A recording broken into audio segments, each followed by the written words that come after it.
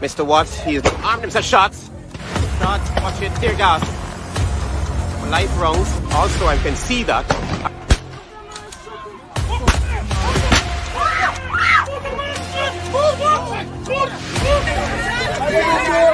That's the Quindon!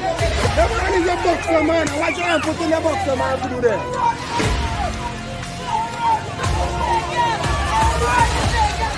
But since Mike wasn't there, no, you come on the East Coast. You listen to me. Right? No, you come on the East Coast. You listen to me now. You gotta listen to me too, man. I am listening to Right? you. Now, I see you on the East Coast. The day when they get a protest of them, the next day, that's when you see one bigger heads come up to talk to my family. Right? And that's bad. If we didn't do a protest, we want to see nobody for justice. You see? I'm not holding back nothing. I'm not holding back nothing. I just need justice of my family.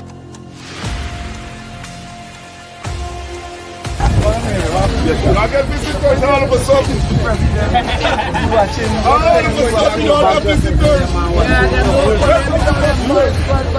This is Joker. Who is that Joker? That piece of plum. They know who they did it.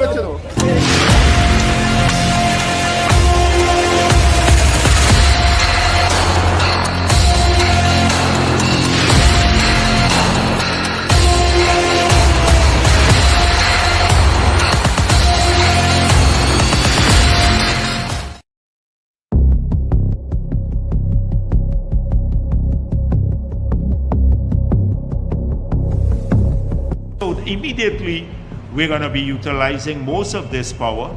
We were there, and then with the steep growth of industries, in a few years, we may need about 500 megawatts. That is why we're saying we want to bring on some solar and also the hydro to supplement this. So it's carefully thought out, and we don't need this to make the project viable. The sale of the NGL at current prices now will be enough to pay back for the whole project, whether the cost is $2.1 billion or $1.7 billion. It will pay back for the pipeline, it will pay back for the power plant and the NGL facility at the current prices for the liquids that we will get from drying the gas before it goes to the power plant. So why would a man say this? And Kaichor News gives him prominence without any questioning. They don't question these things. It makes no sense whatsoever.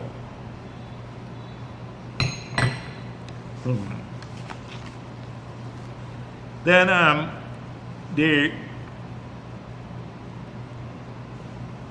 they have the economist who is not an economist. I see Norton drop him from his press conferences now, like he got demoted. But he said again in the Kaichor News that he's worried that we would risk losing millions of US dollars because of the delay in audit. And he goes back to the PSA. Will somebody ask, he was a former employee, I just found out, of SARA. I didn't know he was working with Clive Thomas, the useless agency. They charged several people, but they never recovered anything. Clive Thomas, he was in the company of Clive Thomas, Ogunse, I don't know, the other one, Heinz, all of them who had cushy job there. It was an agency that you park the useless people in. So that's where they parked him. Lowe was there under the apno period. He is a SARA employee. I just found that out. So if somebody said to him, research, we dealt with this issue when it came up several years ago. That it is true that the PSA says that the audits have to be completed within 2 years. So we had gone past, even under the APNO period, the 2 years had passed, even before they started their audit.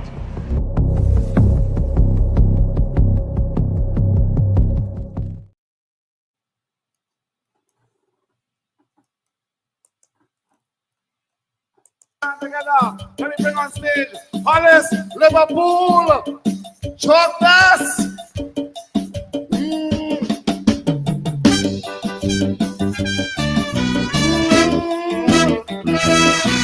Delight. Chocolates.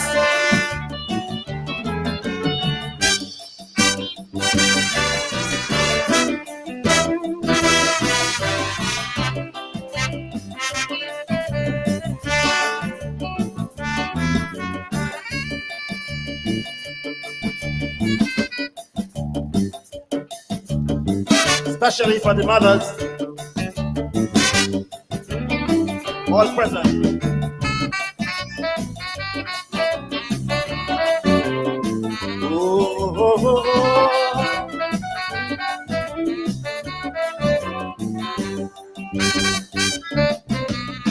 I see black women running from their race.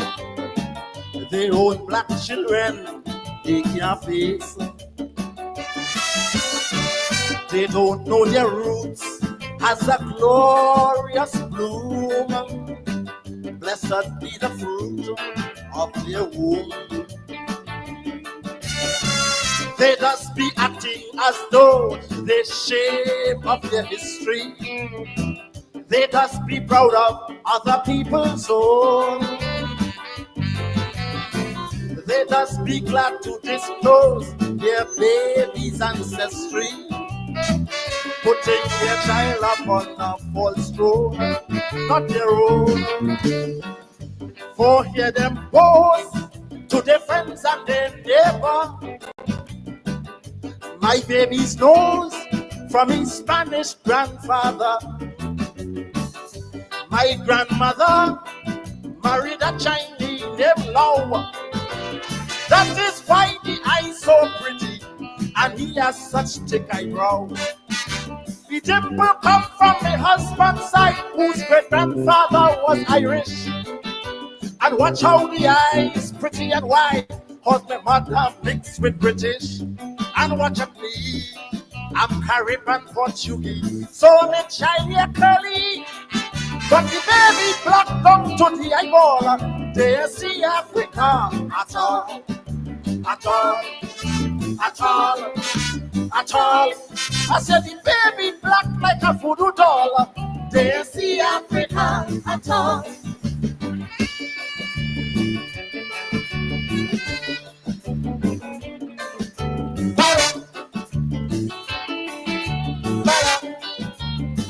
Oh, oh, oh, oh.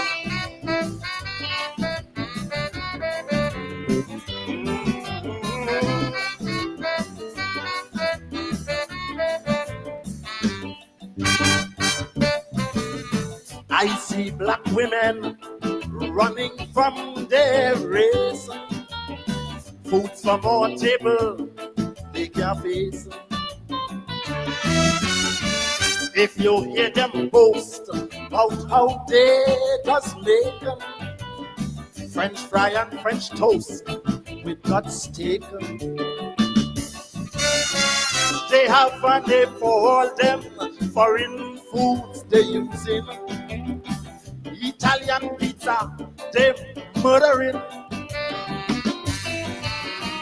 Big, big African wedding, they serving Spanish rice with Scotch whiskey and French wine on ice to feel nice. Chinese chowing, serving in black christening. English muffin, when the sun graduating. They just fry egg and call that Spanish omelette. And frying Irish potato with New Zealand butter instead. Hungarian goulash and Irish stew is what they're preparing for lunch.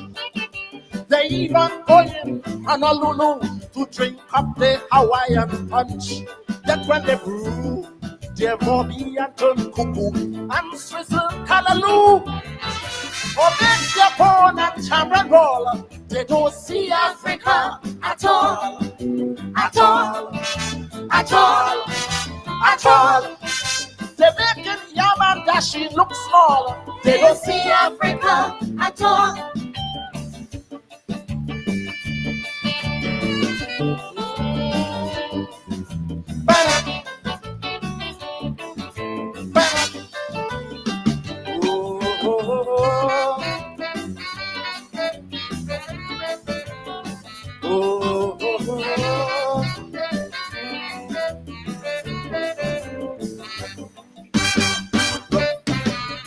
Black people must stop running from their race and search this their place for their traits. You don't have to go by plane to Ghana in order to see Africa. Every time you come planting with mortar and pestle, or on your hand you wear your slave band, or when the Boko Jumpy walk tall amidst the people, then you rubbing shoulders. Africans understand. But the neighbors say how she neighbor string berry in New York City, so that makes her a Yankee. Oh, how she love stories of Arabian Nights and boasting about her French perfume and her Turkish delights. African that she give, she won't wear, she would not even plait her hair. Stories of the Nagahu, her children them never hear. That when she husband, Mr. Paul left her last year, she run quickly for Obia. She burn and light to put blight on Paul. She ain't see Africa at all, at all, at all, at all. The Obia man gives she bushman to bring back Paul. She ain't see Africa at all.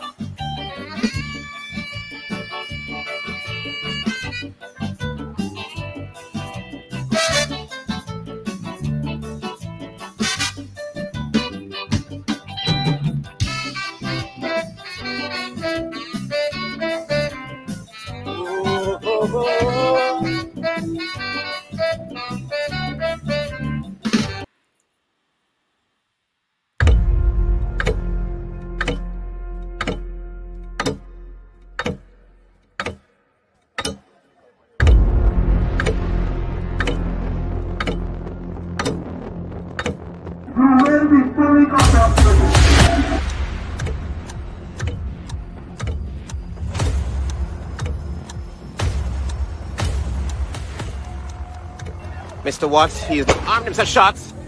Shots, watch it, tear gas. Live rounds. Also, I can see that.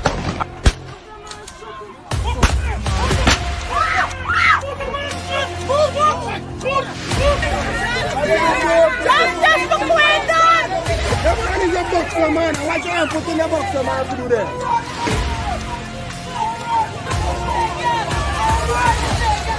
But since my cousin there, no, you come up the East Coast. You listen to me. Right? No, you come up to the East Coast. You listen to me now. You gotta listen to me too, man. I am listening to you. Right? Now, I see you on the East Coast. The day when they get a protest of them, the next day, that's when you see one bigger heads come up for talk to my family. Right? And that's bad. If we didn't do a protest, we want to see nobody for justice. You see? I'm not holding back nothing. I'm not holding back nothing. I just need justice for my family.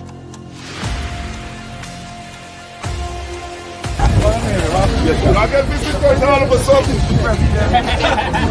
All of a sudden, you all get visitors. This is Joker.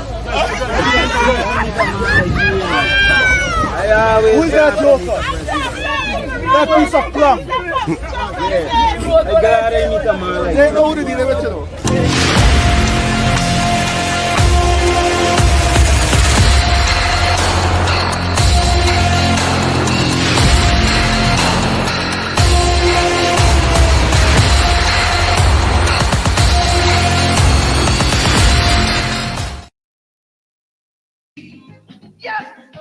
Gypsy Gypsy is the king, he is the monarch finally.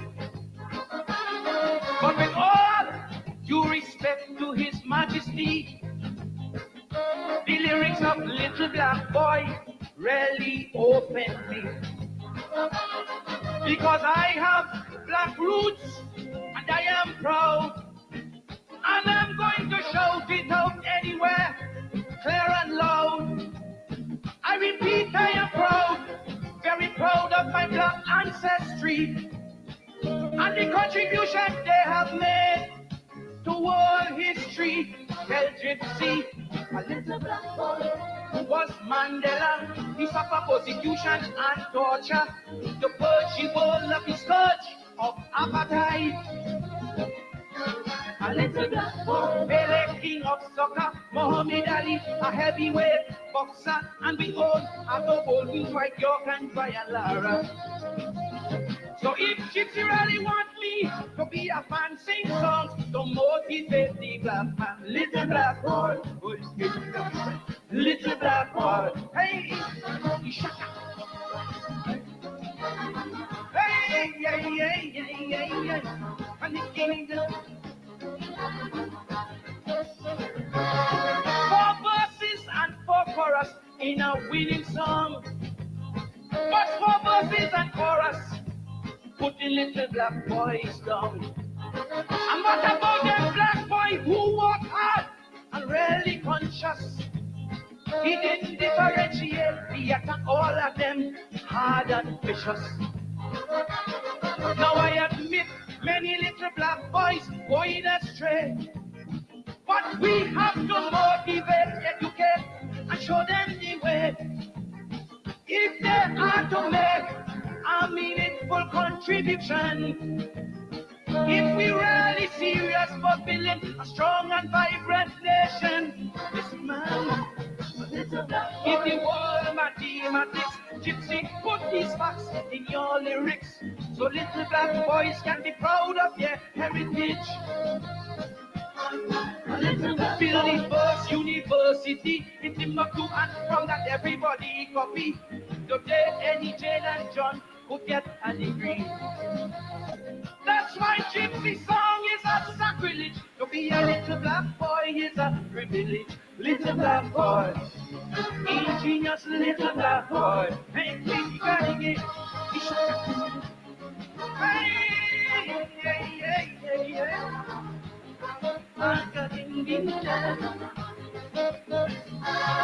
So many black role models to choose from living today, and so many more deceased and have passed away. But the example Gypsy using Hikaiso, this is no joke. He's a tout on a maxi taxi, addicted to coke. So he won the crown, he fulfilled his lifelong dream. But in the process he destroyed so many little black boys' self-esteem. Because both the innocent and the guilty, Gypsy put all of them in the same maxi tout category. Ah, Gypsy was Martin Luther King, and until the time of his shooting, he devoted his life fighting for civil rights. A little black boy was all them pharaoh in construction. Them black boys was really pro. How they build the pyramids up to today, scientists don't know. So this song is to stem that negative tide. Them little black boys have a good flip side. Hey, ingenious little black boy. Hey, hey, hey, hey, hey, hey. Hey, hey, hey, hey, hey. Questions for the lover. Why you sing this sky so?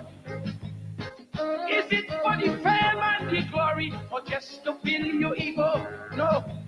I want to send hope, transmit a positive message, to destroy the myth of that negative little black boy image. So to the black boys of Maloney and Lavanti, to besides all the little black boys in this country. With education, discipline, and ambition, you have the world right there in the palm of your hand. Listen, man, a little black boy, he was Hannibal, a brilliant African general. He defeated mighty Rome in days of old. A little black boy was Winston Springfield, from the ghettos of Lavity, the only musical instrument of the 21st century. So if Gypsy is really to be my king, a positive song like this he has to sing. But them black boy, hey, little black boy, resolute little black boy, ingenious little black boy, hey, hey, shaka little black boy, hey, little black boy, hey, hey, little black boy, a song of hope, little black boy. Hey, little black boy. Hey, hey, hey.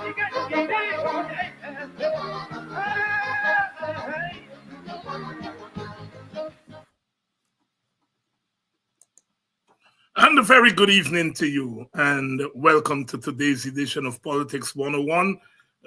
Welcome to all those who are joining us from the state media, all those who are joining us from the PPP. We like to have you because in this zone, we educate and we liberate. And you all do need education and liberation.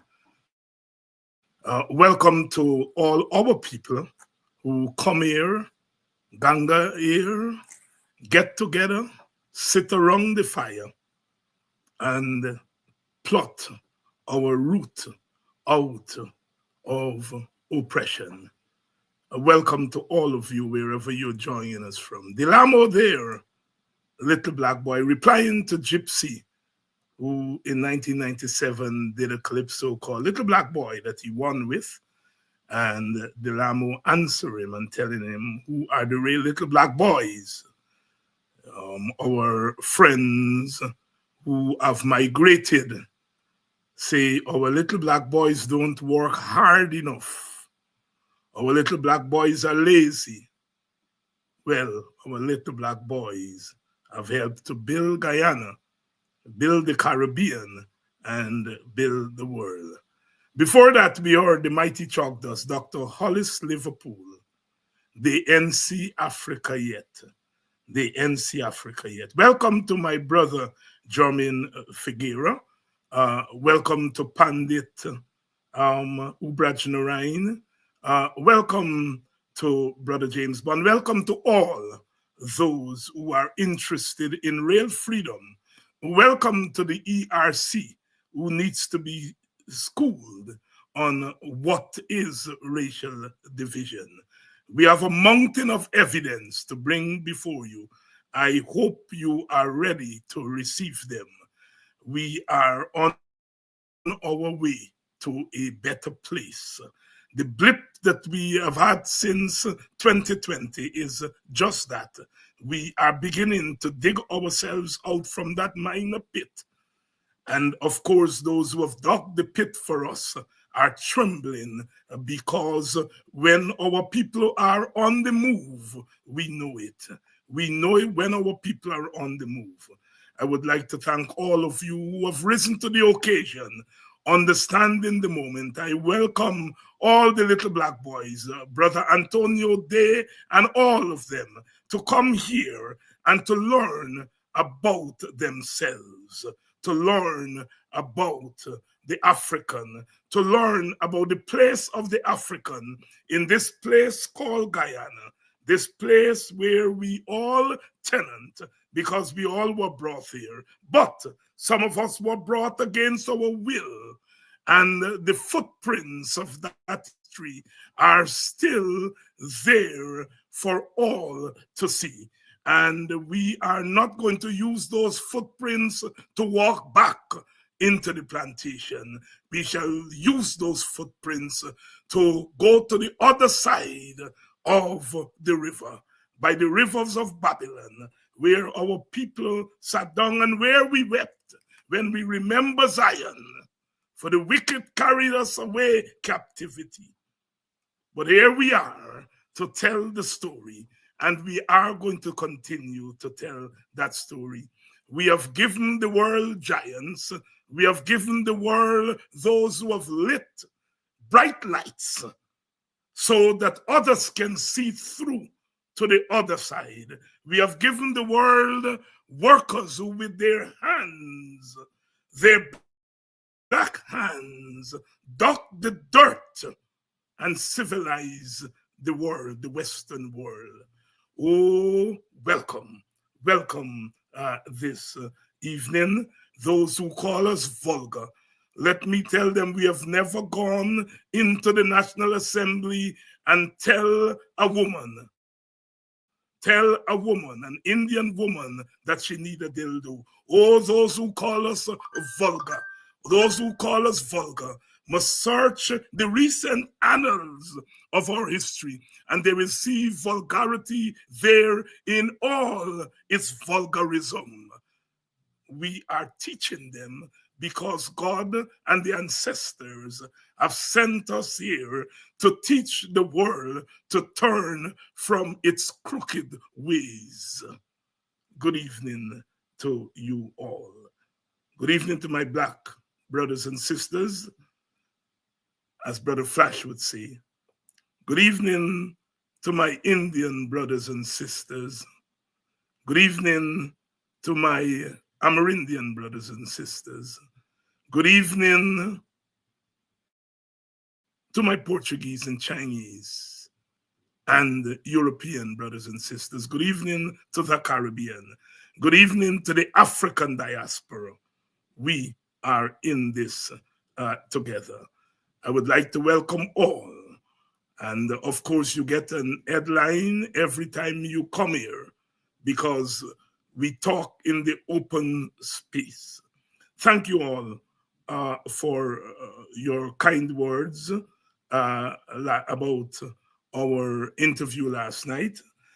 Brother Leno Craig should have been here. When I got off the show, he had sent me a message, said he was in an accident, and halfway during the program, he was asking me whether he should have come in. He didn't come in, and we hope the invitation, is still open. It's still open for Brother Craig to come and to speak to his people and to tell his people what his plans are as he crosses the water to go into the enemy camp. Of course, we all are entitled to go even into the enemy camp. But it's what you do when you go over there. Are you going to use the leverage? If you get some leverage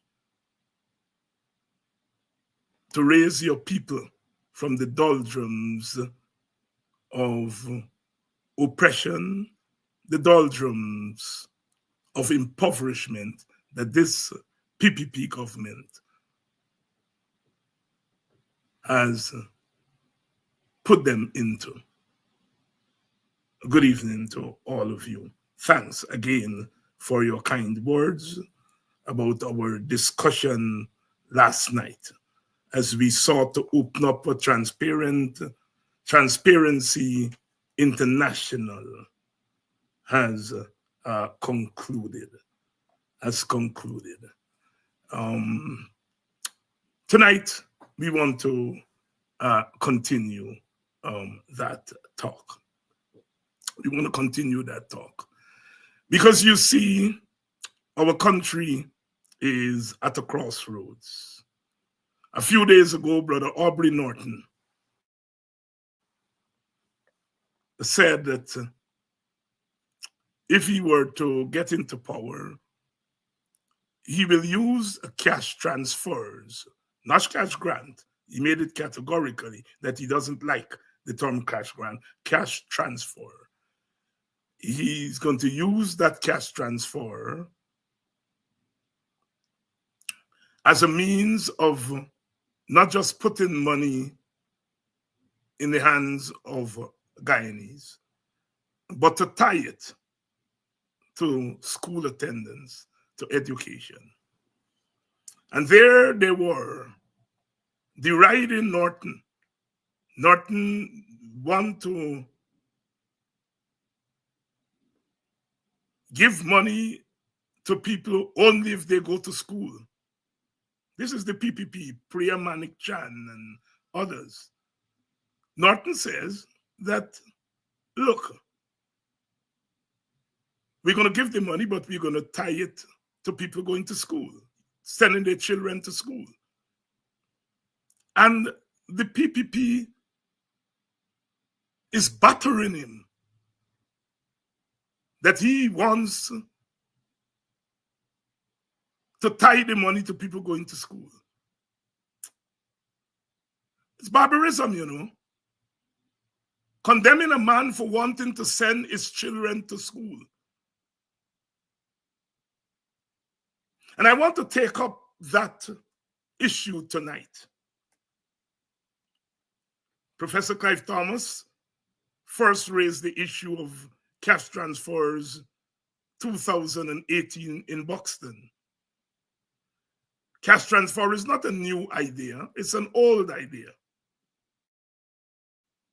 But it had not been introduced at the public level in Guyana. And in anticipation of our oil wealth, Professor Thomas, on behalf of the Working People's Alliance, sought to put it on the agenda that the money coming from the windfall can be used in several ways to uplift our people. It can be used indirectly through infrastructure, through wages and salaries, through spending on healthcare, spending on education. But it can also, part of it can also be given to the people directly, because there are things that people experience that government may never understand. A government doesn't see the hole in the roof of the house. When the rain falls, it wets the inhabitants. The government does not necessarily know that that woman, that African woman, that Indian woman, that Amerindian woman sitting with her tray at the corner of the road, plying sweetmeats and other delicacies, would like to upgrade our little business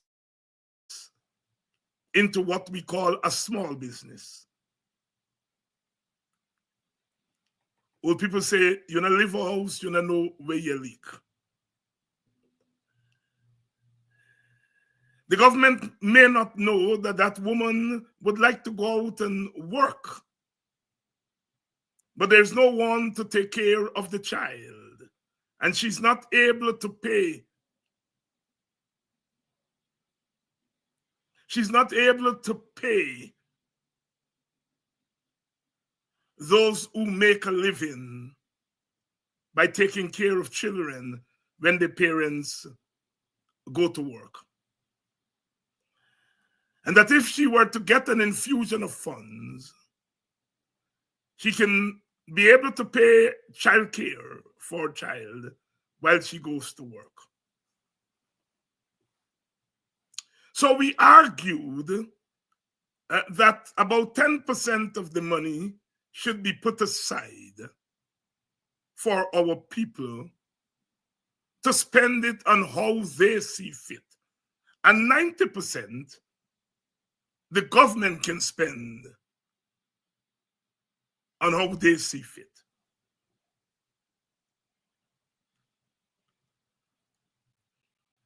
Cash transfers have been used across the world, in Latin America,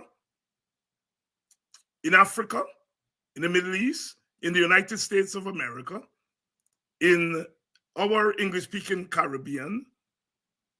Cash transfers have been used as a way of reducing the poverty rate in a country. And many Latin American countries, our brothers and sisters across our border in Brazil, for example, they've tied the cash transfer to school attendance and education upliftment. Some have tied it also to children attending health clinics. The data is there. The information is there. And what Brother Norton was saying is not anything new. He was saying, let us tie the cash transfers, what we call conditional transfers, to school attendance. No, I mentioned school attendance, I mentioned poverty. By now, most of you, if not all of you, would know that the dropout rate in high school is 50% in Guyana. There's a crisis. In primary school, where you would think that children wouldn't drop out, it's about 4 to 5%. So we are saying that, look, in primary school, 1 out of 20 children, 1 out of 20 children, for every 20 children, 1 is dropping out before they finish primary school, which means that child, those children are condemned to a life without education. And those who make it out of primary school, by the time they get to the high school level, 10 out of 20 drop out before they get to exam. So 10 out of 20 of our children will go into adulthood without certification. We already have 1 out of 20 that's going to be functionally illiterate because they never made it out of primary school. Another 10 out of 20 who make it out of primary school would have dropped out before they write exam. Some may have dropped out at Form 1. They call it grade now, you know. Form 2, Form 3, Form 4. Many of them would be barely literate. All of them would not be certified. What are the implications of that? The implications are that more than half of our children, when they get to adulthood, would not be able to earn the kind of living that others who make it out of school would earn. They're not going to be able to become nurses and teachers and engineers and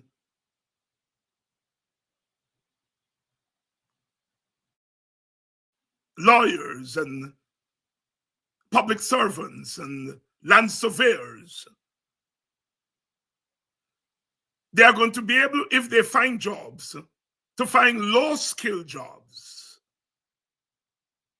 Counting people money at a counter, you know, there's dignity in labor, but that labor does not bring in as much money as other forms of labor.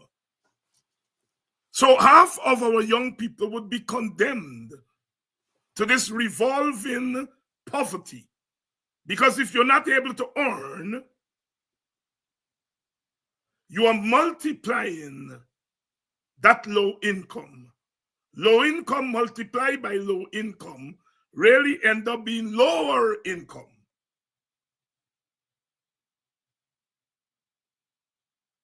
Some of them may not even be able to find a job.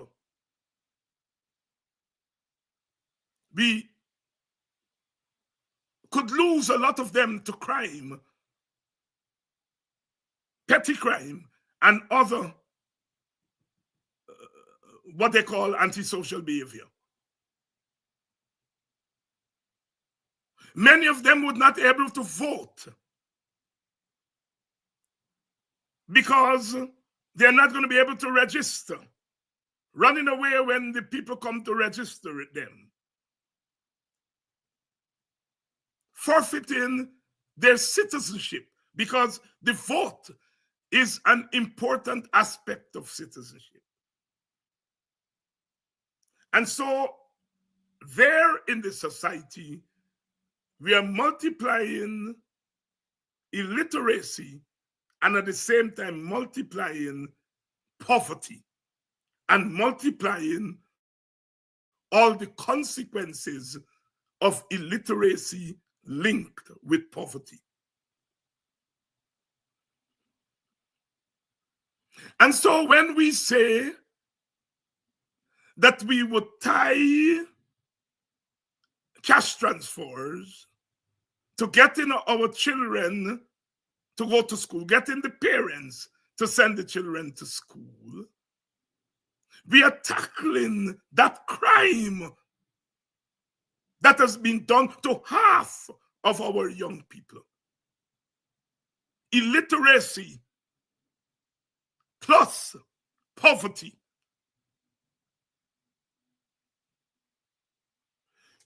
We are using the cash grant to encourage and to entice our people to help to correct that wrong that the system has done to their children. We are helping to rid our country of the scourge of illiteracy and the scourge of poverty.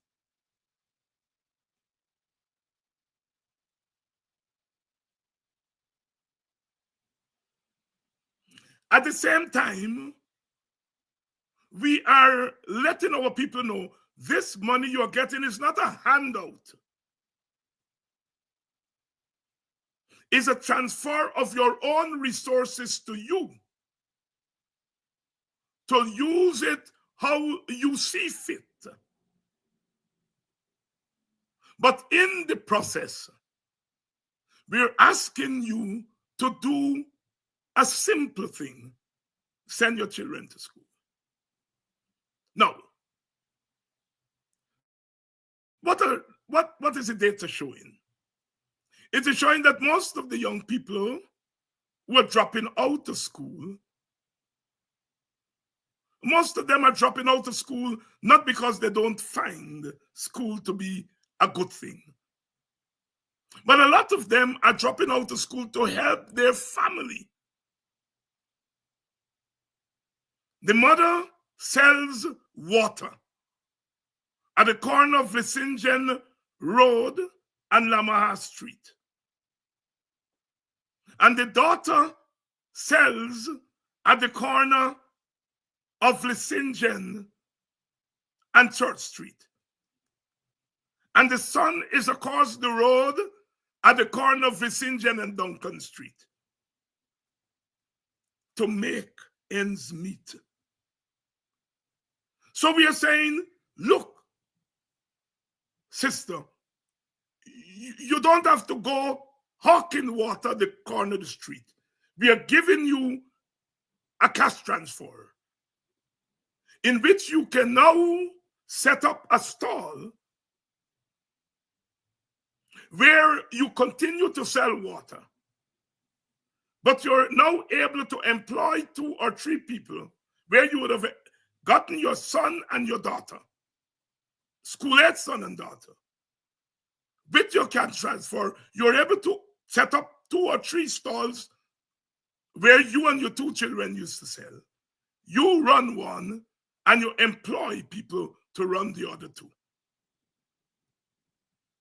You are earning more money and you are employing people, releasing your children to now go to school. Oh, what a beautiful thing. But the PPP said that that is vulgar and condemning Aubrey Norton. Well, you know, they like to go, Mr. Norton, do you agree with what David Hines said? Or Mr. Norton may say, well, Mr. Hines has the right to say, but I don't agree with the language. Well, Chronicle, I'm assuming you all are putting that question to me tonight. Do I agree with Norton's proposal? It's a proposal that we in the WPA have put on the table. It's one of the ways that you can do the cash transfer. You can do it conditionally, you can do it unconditionally.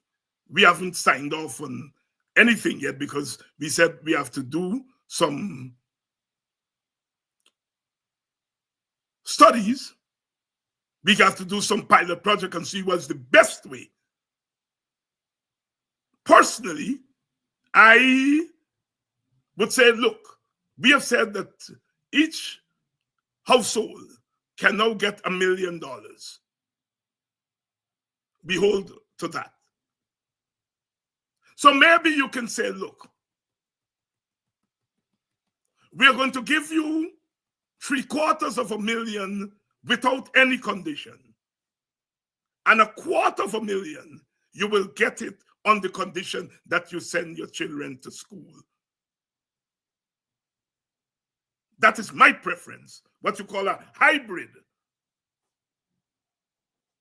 You give the majority of it, 75, 80%.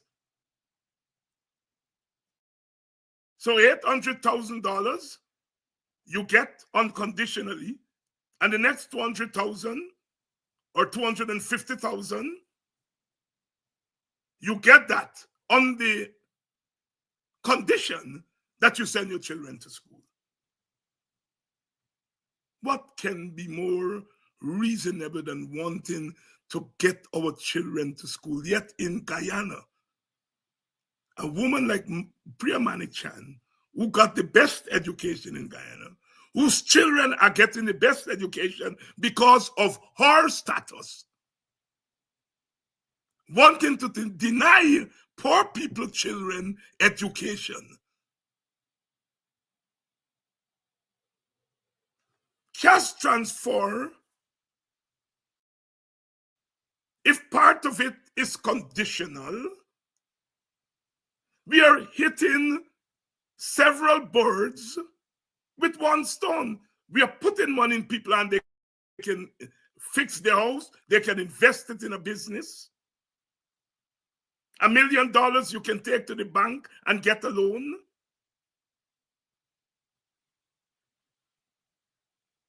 So we are putting money in people's hands that they can use it gainfully. We are including the option of sending your children to school. And then, of course, the other option of sending your children to clinic. So many stories you hear. Mommy went to the doctor today and they diagnosed her with cancer, stage 3, stage 4.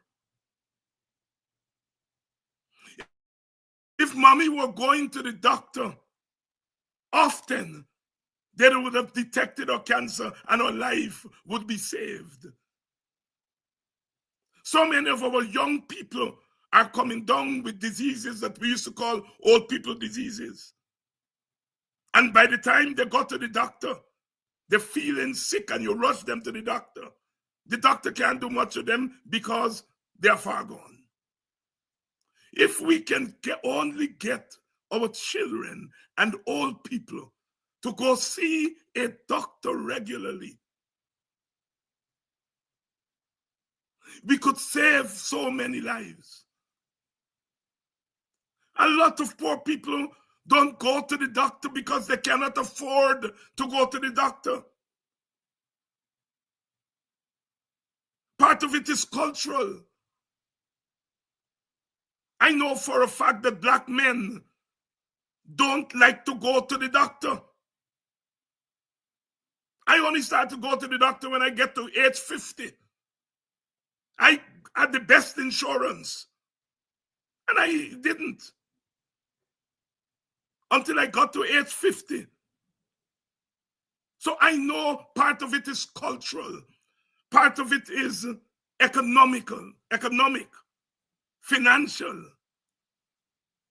And if we can use the cash transfer to infuse wages, because the cash transfer is a basic wage. And if in addition to the wage, we can use it to encourage people to go to the doctor, to take their children to the doctor. Our infant mortality rate, many of our children are dying by the time they're age 5. We can now correct that. Healthcare, education, and economics.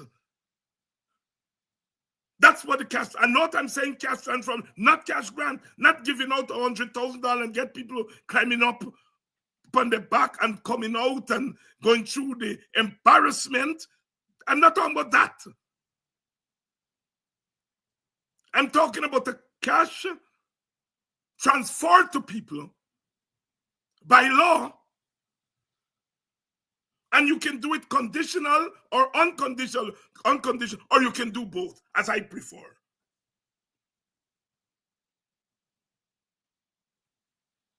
You get $1 million, 800,000. You get it unconditionally. 200,000 by the time next year, if you can show us next year that you send your children, the school attendance, that your children's school attendance went up by 50%, you get 50% of the 200. If it went up considerably, you get the whole 200,000. If you can show that you sent your children 75% of the time to the clinic, you get 75% of the 200,000. That is my preference. Of course, the best method will be determined by, you do a pilot study, and that will show you what is the best method to use. Whether you use full conditional, full unconditional, or part conditional and part unconditional, we call the hybrid approach.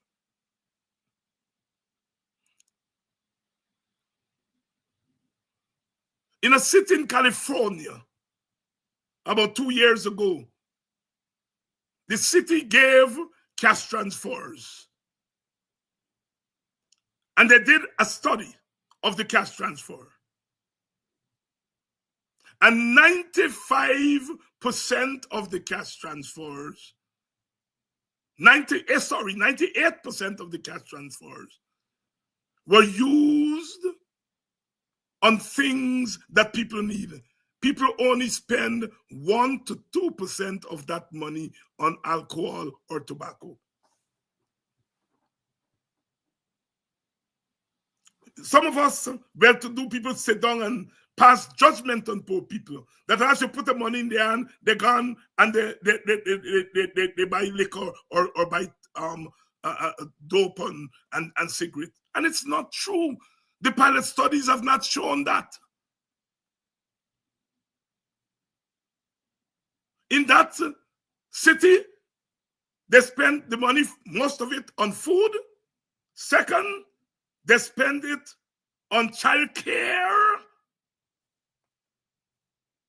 Those were the two things that people spent it most on: food, childcare, and education for their children in the United States of America.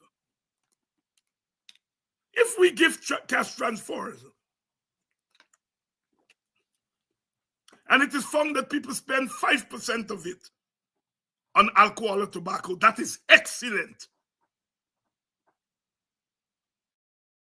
And studies all across the world have shown that once people get these transfers, that's what they spend. You think people are licking themselves down for that 100,000, that skimpy, bad-minded 100,000 that they're giving people?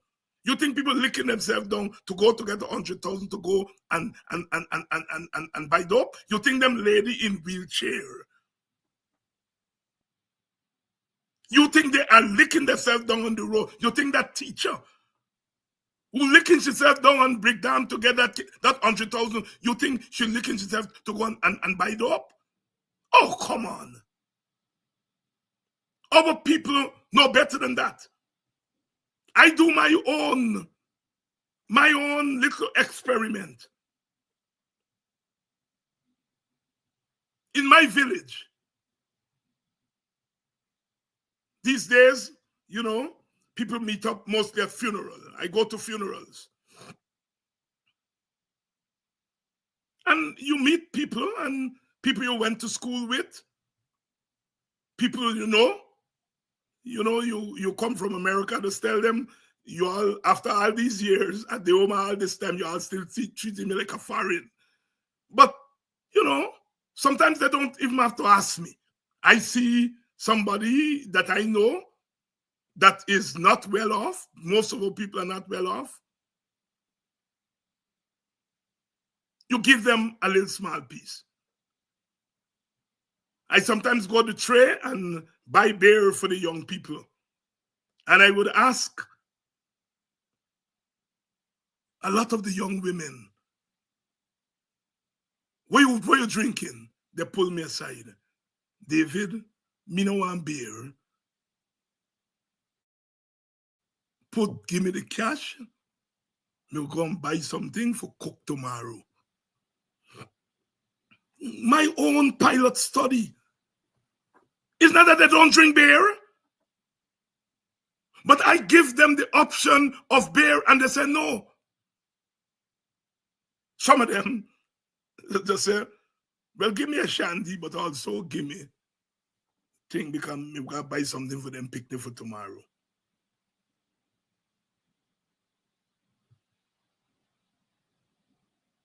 Sisters and brothers, Aubrey Norton just suggested to tie cash transfer to education, and he's been beaten up by the education minister of all people. You all see the sick and cynical country that, the governors of this country.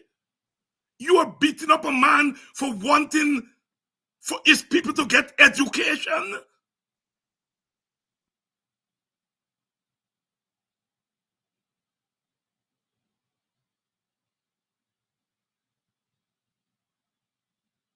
But those are the rulers we have in Guyana. And so, sisters and brothers, I want us to understand what we are dealing with and what we have to do.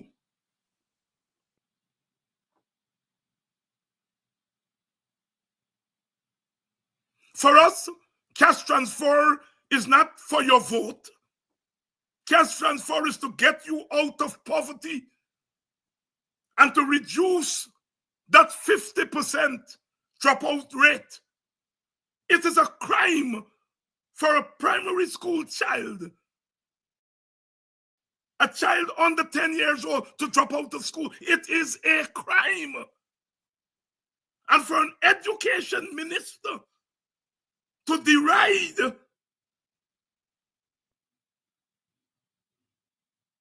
a leader for proposing to tie cash transfers to going to school is sick. They are tying the cash handout to the vote. That is immoral. That is vulgar, to use Leno Craig's word. It is vulgar to tie cash, transfer people's money to the vote, rather than tie it, as Norton is arguing, as I am arguing, as Brother Nigel is arguing, to tie it to the reduction of poverty, the reduction of school dropout, the increase in school attendance, increase in visiting your doctor. It's immoral. And I want to be one of the voices to educate our people to start thinking different. We're all tempted. We are all tempted.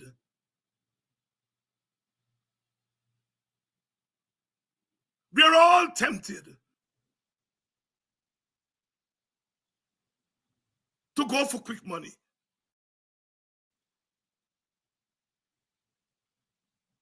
I'm entitled to that $100,000. If I happen to be in Guyana and nobody asks me to tell them my life secret before I get $100,000, I will take that $100,000 and publicly donate it to a family somewhere in Guyana, or split it in two and give it to two families. But that is besides the point. The point I'm making is that the data shows that we can easily give each household $1 million. It is average. The average household in Guyana is 4.2 persons per family, average. Which means that there may be some family with 8 people, there may be some with 2. But the average is 4.2.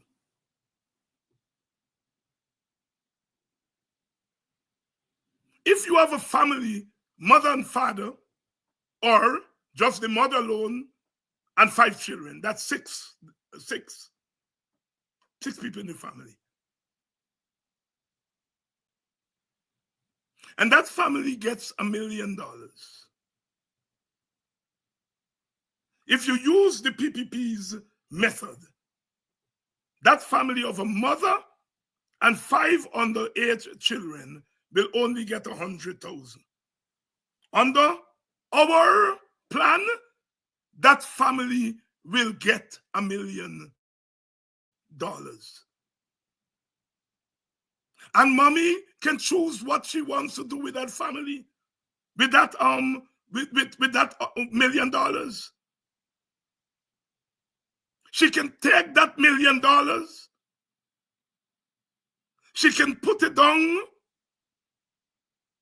If she has a house lot, she can take that $1 million and start to build a house, because she's presently living in a little shack with she and 5 children. She can take that $1 million and put it down and start doing the foundation and other things to build a 2-bedroom, a 3-bedroom little house for she and her children them. Because she know next year another $1 million coming. And within 3 or 4 years, she can build a decent little house for she and her 5 children. She may decide she already live in a 1-bedroom house. She may take that $1 million, put on an extension, put on a next room.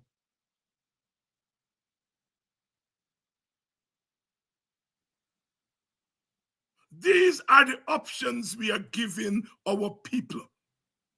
We're not going to them and say, come and vote for us. We give you $1 million. It's absurd. It is obscene. We are saying this money is your money. And we are giving it back to you. To use it as you see fit, because we are confident that you will use it in a proper way. And we are asking you, send those 5 children to school.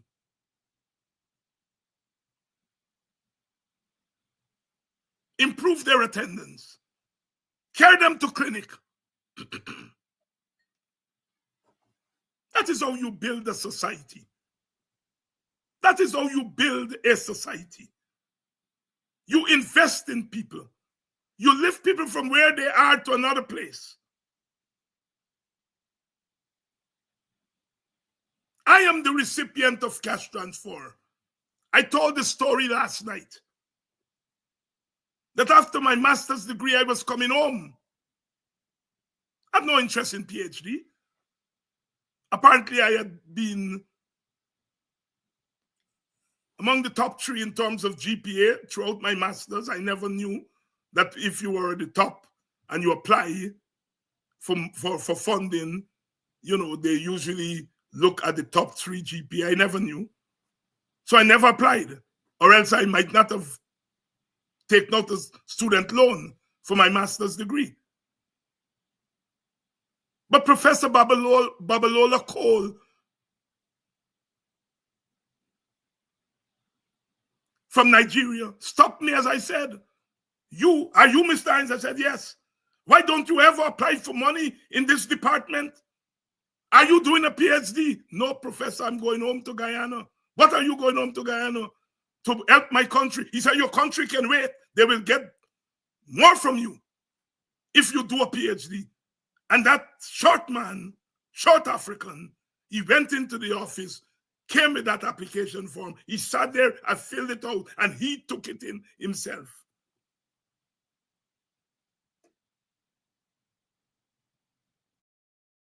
Two weeks later, I got a letter with a full scholarship to do a PhD at Howard University. I could not have afforded that. My parents could not afford it. Somebody made that possible.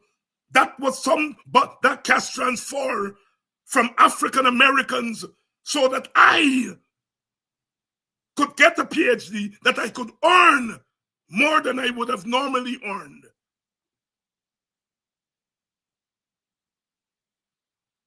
And they asked me, we are giving you this, but here is what we want you to do in exchange for it. We are asking you to teach 1 class each semester, what you call a teaching assistant. It wasn't unconditional, it was conditional. I had to teach throughout my PhD, and thank God, by the time I was finished my PhD, I knew how to teach.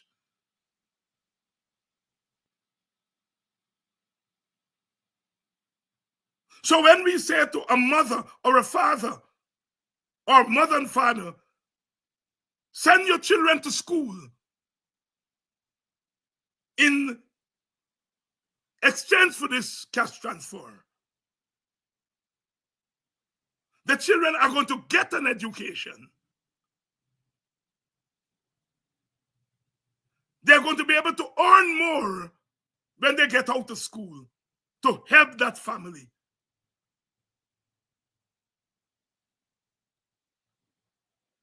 All of us, at some point, don't worry them who come and tell you, what I think is because I am bright. I have no doubt that I am bright. That is not the issue. You can be bright like a light. If you don't get electricity to run the light, as we know in Guyana, the light don't make any sense. And that electricity was somebody's money. Black people money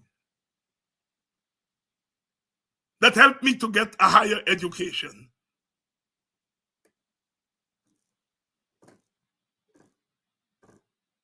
And I'm going to tell another story for those who are telling me about race and all of that.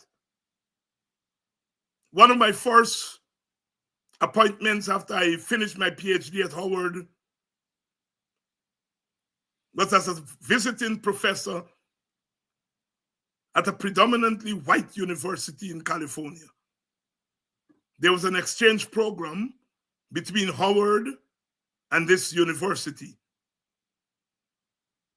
where that university would send, I think, 5 students to Howard. Howard will send 5 students there so that the white students get an opportunity to mix with black students and vice versa. And then they came up with a thing of both university will send, or I think the white university said they had one black professor in the whole university. So they came up with an arrangement with Howard, where Howard will send a recent graduate as a visiting professor for 2 years. And the request came and Howard accepted the request. I got a call from Dr. Bogle, the granddaughter of Paul Bogle, was a professor at Howard, Jamaican. She called me. I wasn't in town. In those days, we didn't have cell phone. But she called home, got my number from my brothers, and she hunted me down. I think I was in Connecticut or somewhere. And she summoned me to come right away. It was a Sunday night. Monday morning, I drove down to Washington, D.C. I went up with her office. She said, Mr. Hines, sit down. And I sit down. She said, I have something for you. I said, what, Dr. Bogle? And she told me about the arrangement. And she said, I have proposed you as our first recent graduate to go to that university. I said, okay, Dr. Bogle. She said, you want to know why? I said, yes, Dr. Bogle. I want to know why you chose me. She said, because you're going to a predominantly white university, and I'm sending you there because I know that you will not take shit from white people. Those who are talking about race.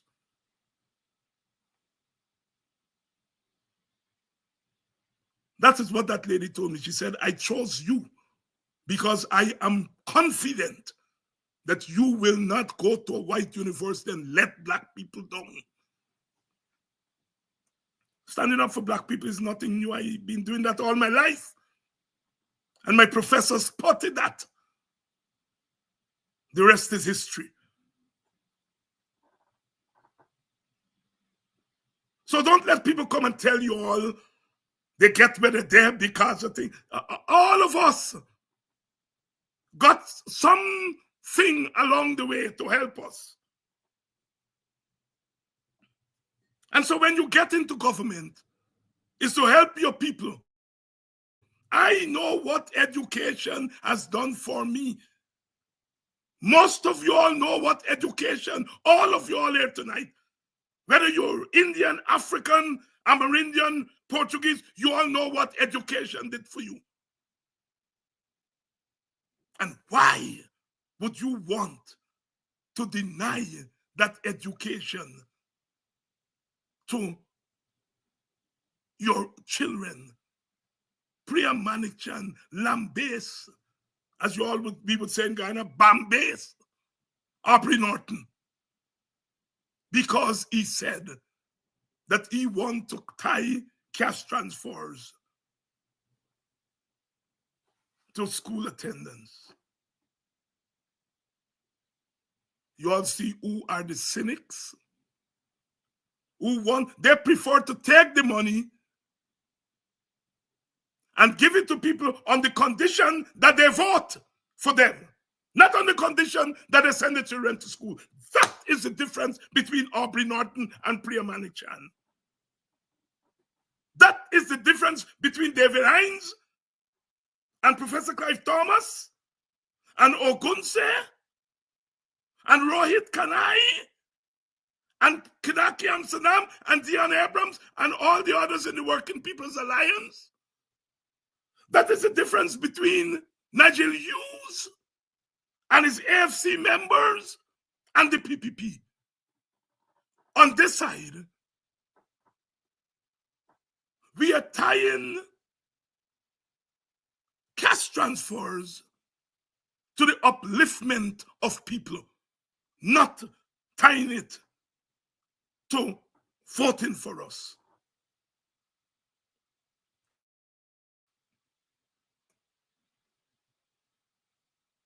That is the difference. And so, sisters and brothers, I am doing this and spending the time to explain this.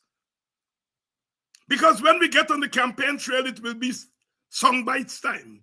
You get to speak for 20 minutes, 15 minutes, 10 minutes, because you get 6 speakers on the platform and so on. I won't get a chance to talk about this.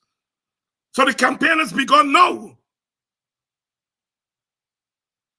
That's begun now. For us to understand what we are doing. Our proposals for the development of Guyana are supreme. They're superior, to that of the PPP. Not because I say so, because the PPP has made that pellucidly clear.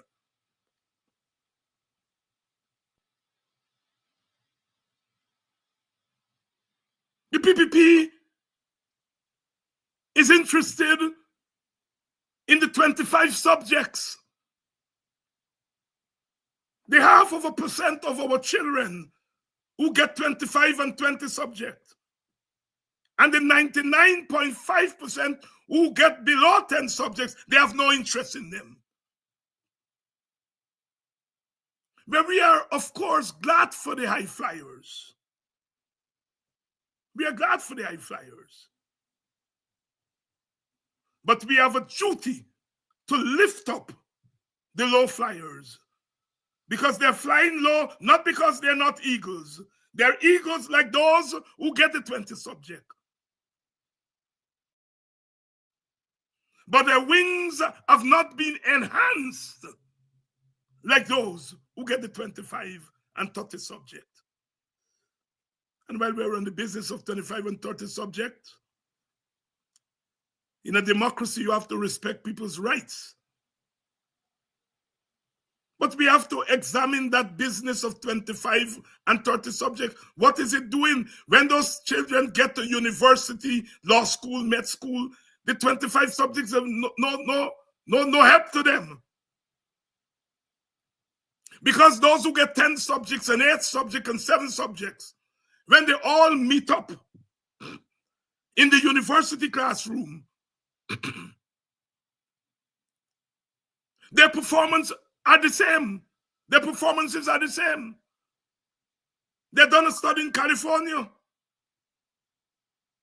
Poor people children come out of high school, went to community college. They do 2 years and then they transfer over to university, 4-year university. Those who did all the big SAT and LSAT and RSAT and so on, they went and their parents got money. They went into university from the first year. By the 3rd year, those who are coming in from the community colleges and those who start out at the university, they meet together.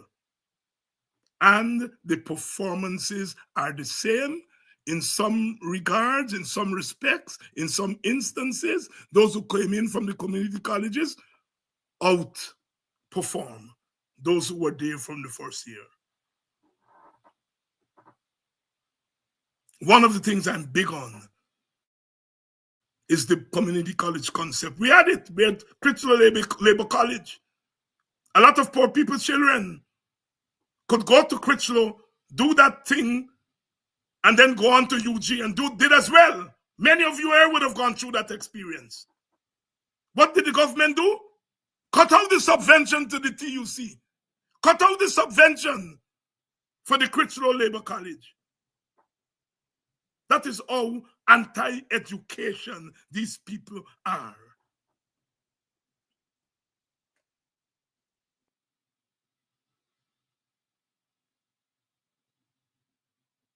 We need to go back to the community college thing. You leave high school, your family is poor, you have to make a choice.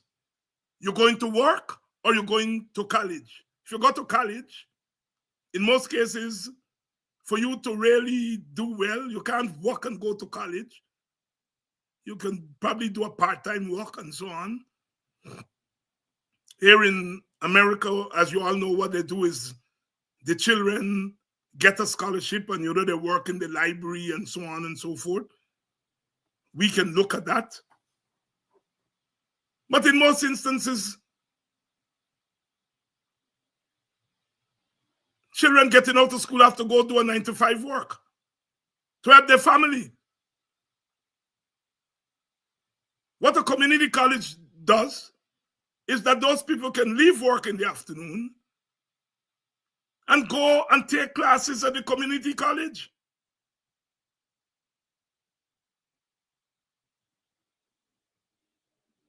So they're able to work and get half of their education cheaply.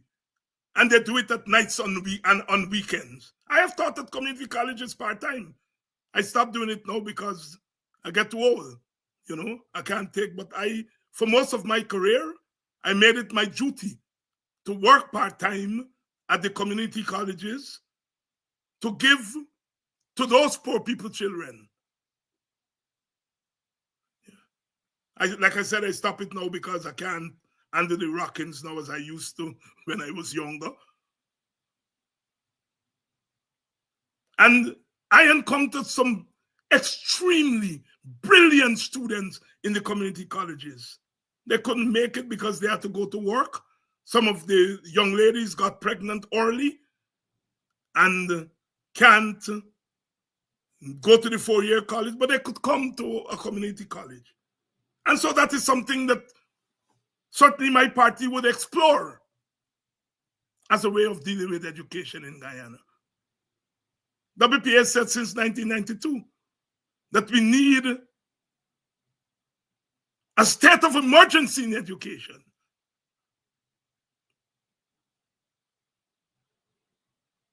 Professor Rex Nettleford always said, we have not built big bridges and big towers, but we have given to the world our minds, our minds, our minds. I see our young people are singing calypso and doing well at matrimony. I am willing to work for free at the University of Guyana in setting up a department of cultural studies, where somebody like a Diana Chapman, who is a wonderful singer and calypso, can now go to university and study calypso. They're doing it in Trinidad. Michelle Montano just graduated with a bachelor's degree, or I think master's, in musicology. All them young calypsonians in Trinidad, because the University of Trinidad and Tobago, and I think at the University of the West Indies too, they have a department of calypso studies. So all our young people who can sing and sing calypso, sing reggae and so on, you now give them a chance to go and study the theory of what they're practicing. Makes them, when their singing days are over, they can now teach younger people. All those children we have in the villages who are natural dancers, natural singers, natural performers. From the time they're young, the little children, I watch them little children, they get rhythm since they're born. If we can have experienced performers can go teach in the primary school. I know my late friend Henry Rodney taught drama in high schools. And out of those programs came a lot of the actors that you all see at the National Cultural Center. I am not interested in people getting 20-odd subjects. I'm interested that when our children leave school, they have a rounded education. They learn I took, went, and came. They learn 2 by 2 make 4. They learn sports. They learn dance, music, lyrics. That when they leave high school, they're rounded and they have choices before them. That is what those multilateral schools were meant to do. That's why they were called multilateral. Multi. And that's the education I'm interested in. I'm not interested in our kids getting 30 subjects where they have to cram and they do not develop critical analysis skill. When you go to university, it's critical analysis.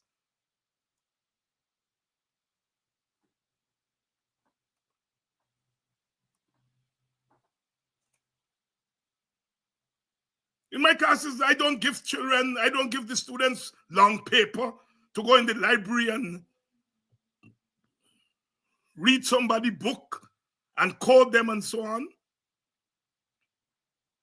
I give critical analysis essays, critically analyze. Critically analyze. Was Dr. King's praxis of civil disobedience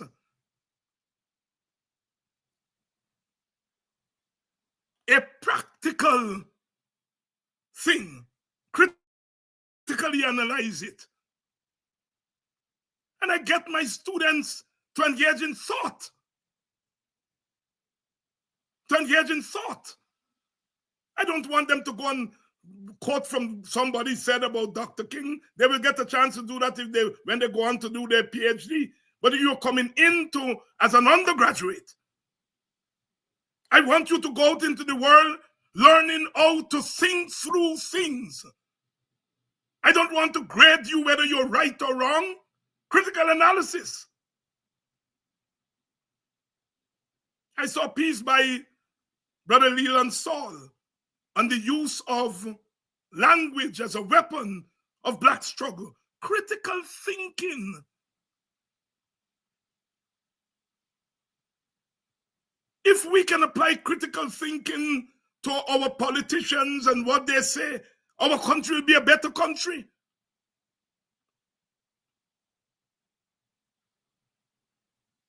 As soon as a black man open his mouth, what he says is racist. What the hell do you know about racism? Who on the racism knows? Don't know the definition of racism. But said something over. So we are developing a nation of ignoramuses. And we have to turn that back. Because we do not want this nation of ignoramuses. When you do not want your children to go to school, you're creating a nation of ignoramuses. When you're asking people to think through the political party, you're creating a nation of ignoramuses. We want a nation of critical thinkers. We want a nation of people who can solve problems. We don't want a nation where our people are ignorant of basic things. That is why I teach here. Whatever I do, some nights I do more politicking than teaching. But always, I think people like myself must teach so that we avoid creating this nation of ignoramuses that the PPP want us to create. No, we say no to that. We want our young people to think critically. We want them to go to school. We want them to learn the basics. We want them to be in school, not on the streets.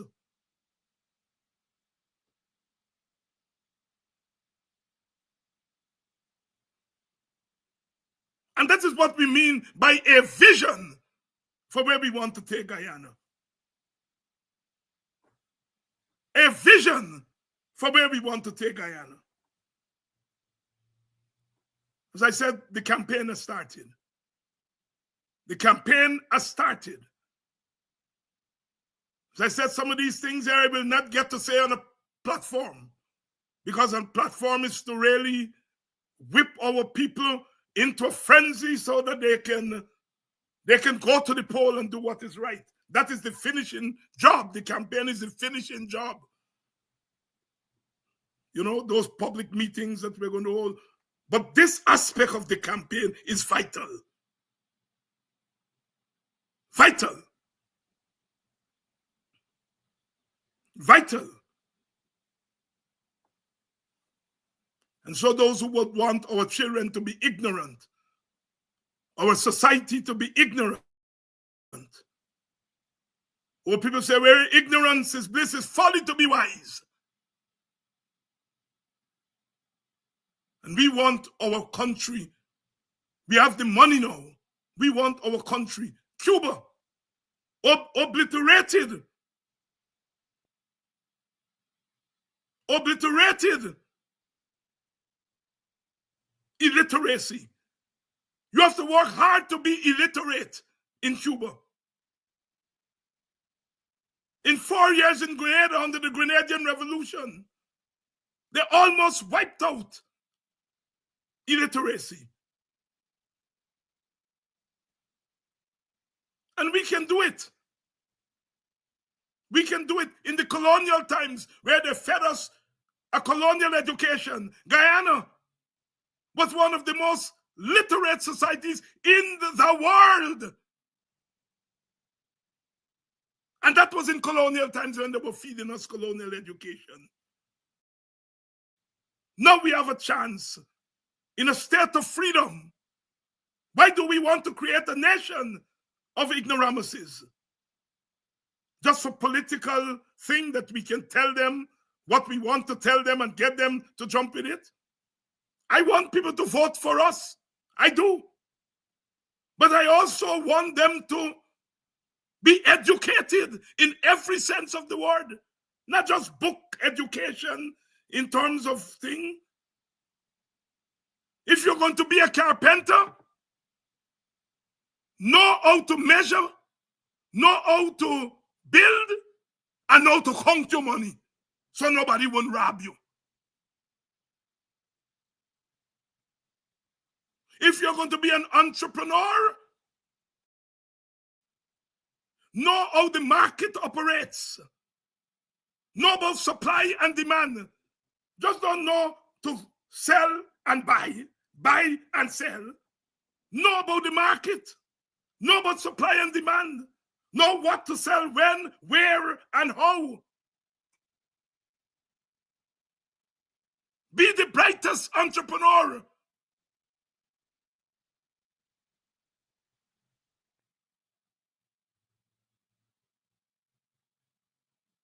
Be the brightest entrepreneur. And this government is trying to hold you back, hold you back, hold you back, hold you back. Holding back this country for political gains. For political gains. If you're a contractor who knows something about engineering, you're a better contractor.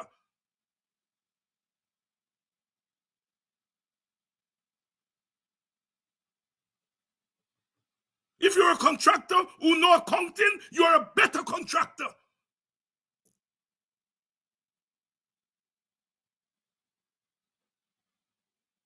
So I'm not just talking here about lawyers and doctors. There are only so many lawyers and doctors we can employ in Guyana. If all of us who are professors want to come home to Guyana, it's one university we get. So our people have to have a diverse education. Diverse education.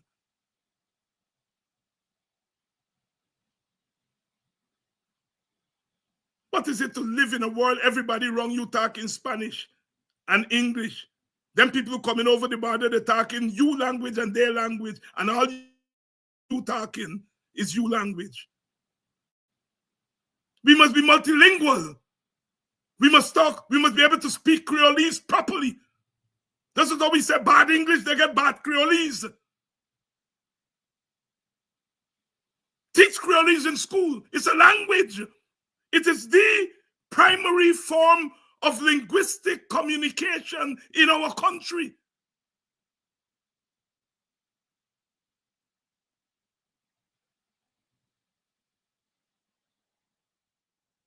Teach Creolese, teach English, teach Spanish, teach Chinese. Chinese are coming into our country. They're picking our language. They're speaking even Creolese better than we. Because we are told that Creolese is bad speech. Hispanics are coming in, they know Spanish. They know Spanish Creole, they talk we Creole language, and we talking broken English alone. How are we going to function and control the world that we live in? Our proposals about moving Guyana is not about getting rich. It's not about getting rich.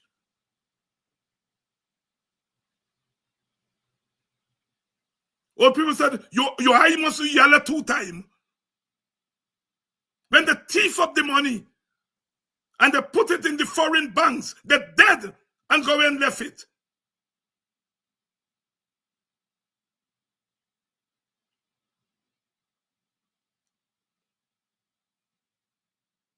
We want our people to be liberated economically, financially, spiritually. We have to be able to merge what Professor Nettleford called spiritual feeling with technological knowledge. You can know all the technology. If there's no spiritual feeling, you're not able to channel what you learn in technology to something good. Give our little children a telephone, they do magic with it. But they need more than that. They need spiritual feeling. They need critical thinking. And it is the role of the state to do it in societies like ours. How the hell are you going to tell a parent that is our role to educate her child when she herself, through circumstances of poverty, had to leave school early? It is the state. It is the state that must cut that trajectory.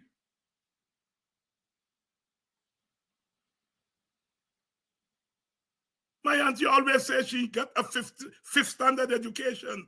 The old people know what was a fifth standard education. I think it was Farm 1. But she was adamant that we are not going to stop at fifth standard.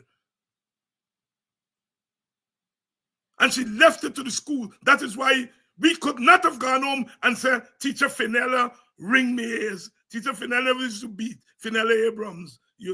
Those of you all from Buxton, and I know she taught at Golden Grove School. She never used to beat. She'll ring your ears. I could have gone and tell me Auntie Teacher Fenella ring me ears, and me ears ringing. She ring my backside with some licks. Because she only had a fifth standard education. And she put my education in Teacher Fenella and the other teachers.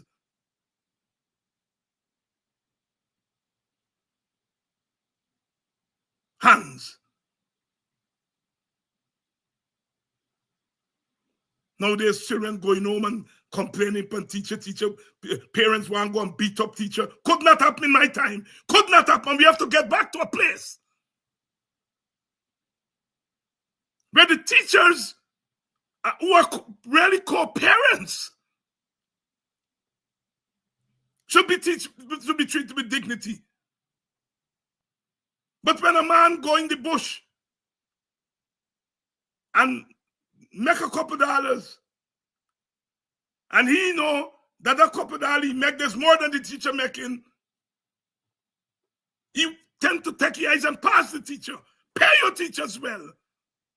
Pay your teachers better, so that people will respect them and they will respect themselves.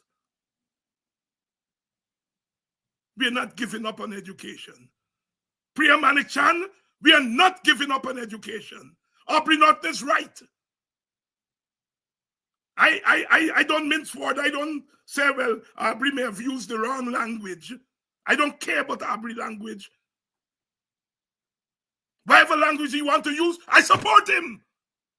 He's right.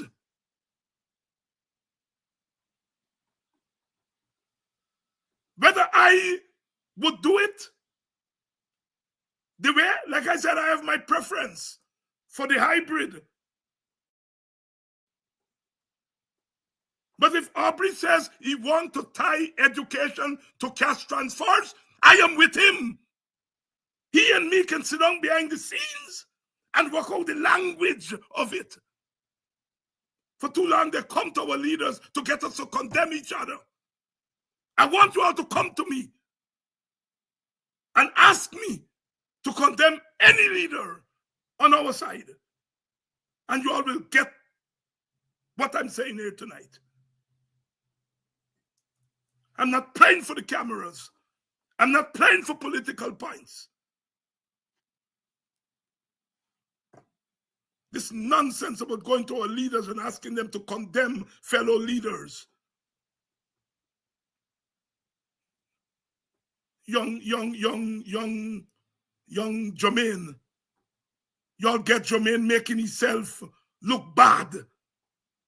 As I said last night, I forgive Jermaine because he's a young man that I like. He showed courage by getting into the political scene, but Jermaine will learn as he goes on. He will learn. And that is why I'm not throwing him out. But Jermaine must know that when he says those things, his own people will turn on him. You live in Linden. If they come for you to take you to the concentration camp at midnight, who will protect you? Is the people of Linden. Why are you not speaking with the voice of the people of Linden?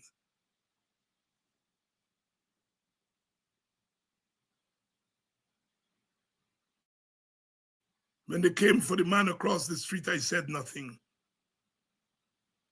They came for the family upstairs of me. I said nothing. They came for the family below me. I said nothing. They came for my next door neighbor to the left. I said nothing. They came for the neighbor to my right. I said nothing. And when they came for me, no one was left to say anything for me. Those of us who are old enough knows of that poem. And I have a duty to mentor and nurture people like Jermaine and young Pandit and others who have young Antonio there. I see very bright young man. And I am not getting on the case of speaking out. They have a right to speak out. But I hope they're learning the complexities that they're dealing with. Because we live in a complex society, a complex world. And in a complex society and complex world, there are no easy answers. It's easy to say, I condemn David Hines. When you go home and your children ask you, Daddy, what did you do Today, I condemn David Hines. Huh? That's what you're going to tell your children? I condemn David Hines? Huh? Huh? When Pandit goes to perform his duties, and they say, Pandit, apart from your religious duties, what else you did? I condemn David Hines.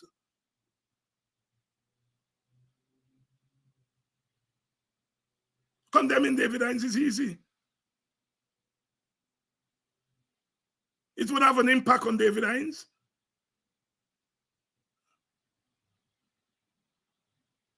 And why are you getting people to get you all to do that? I don't think Jermaine and, Pandit and the couple of other genuine people, I'm not talking about the ones who, DPI people and so on. I'm talking about them. I'm talking about young men and women who, mostly men, not women, who have what it takes to take our society to the end. And that is why I wouldn't cuss out Jermaine and so on. But I won't stop you all from cussing you out. Because sometimes these guys need to be pulled up not by people like me, but by people who they are unknowingly hurting. There's a time to close ranks. And there's a time to open ranks. This is a time to close ranks. This is a time to close ranks. I have put a moratorium on myself. I'm not stupidly criticizing Black leaders, opposition leaders, past or present. Because this is a time to close ranks. I'm closing ranks today so that tomorrow I will open ranks. I'm not criticizing my brother and sister leaders today so that I will be free to criticize them tomorrow. They're not the ones with their hands on power. They are not the ones with their hands on the money. What am I criticizing them to gain what? So that they can say David Hines is a fair man? Who will say I'm a fair man? Those who will benefit from my criticism. I made a point this morning on Kidaki program, I'm making it here tonight. The headline is that David Hines insults Black people. Yet 99% of Black people standing with David Hines and 99% of Indians are criticizing David Hines. There's not something wacky about that. David Hines insults African Guyanese, but 99% of African Guyanese say, go David, go. And 95% of Indians are saying David Hines is a son of everything bad under the earth. There's not something wacky about that. Very wacky. But that scenario tells a story. It tells a story. We come in peace, as always. We live in peace because we are a peaceful people, sometimes too peaceful for our own good. But I rather us err on the side of peace than err on the side of that which is not peaceful. The peace of God which passeth all understanding. You all think me know me Bible and me thing? The peace of God which passeth all understanding. I am for peace. But as Mahatma Gandhi said, if I had a choice between cowardice and violence, Mahatma Gandhi said he would choose violence. Cowardice is not an option. I'm a Gandhiite in that regard.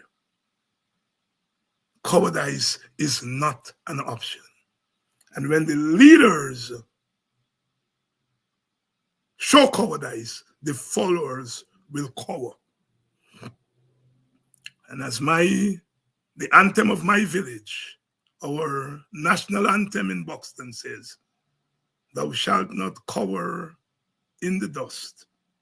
Buxton, my own native land, thy glorious name shall never rust. Buxton, my own native land.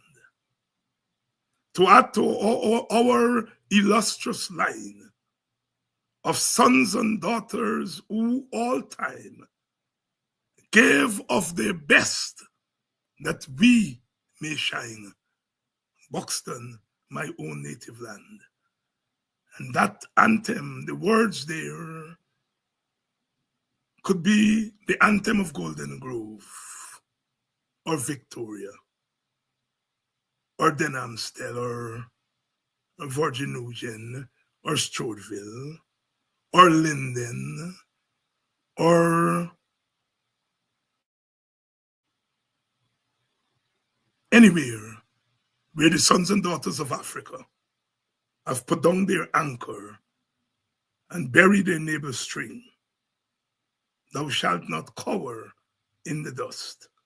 Buxton, my own native land, thy glorious name shall never rust. Golden Grove, Anne's Grove, Denhamstel, Mocha, Linden, Queenstown, my own native land. Always fight, fight. It never stops. Tomorrow I will be back. Life spare. I will be back.